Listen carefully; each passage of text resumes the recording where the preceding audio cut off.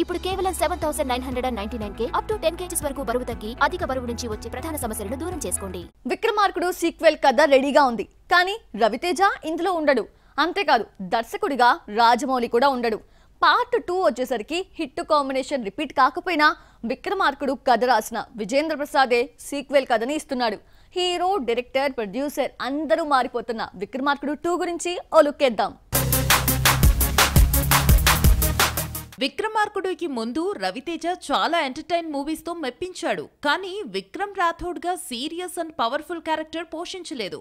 Career best performances top 5 లో విక్రమార్కుడు నిలుస్తుంది. ఈ సినిమాకు సీక్వెల్ తీయాలని ఉందంటూ జక్కన్న 10 ఏళ్ల క్రితమే చెప్పినా వర్కౌట్ కాలేదు. విక్రమార్కుడు సీక్వెల్ ఎప్పుడొచ్చినా రాజమౌళి రవితేజతోనే తీస్తాడు అనుకున్నారు అంతా. అయితే సల్మాన్ బాబా ఆయుష్ శర్మతో రస్లాన్ తీసిన నిర్మాత రాధామోహన్ సినిమా రిలీజ్ ఈవెంట్ లో విక్రమార్కుడు 2ను అనౌన్స్ చేశాడు. ఇదే స్టేజ్ పై ఉన్న రైటర్ విజయేంద్ర ప్రసాద్ సమక్షంలో ప్రకటించడం విశేషం. విక్రమార్కుడు హిందీలో రౌడీ రాథోడ్ పేరుతో రీమేక్ అయి అక్షయ్ కు సూపర్ హిట్ తీసుకొచ్చింది.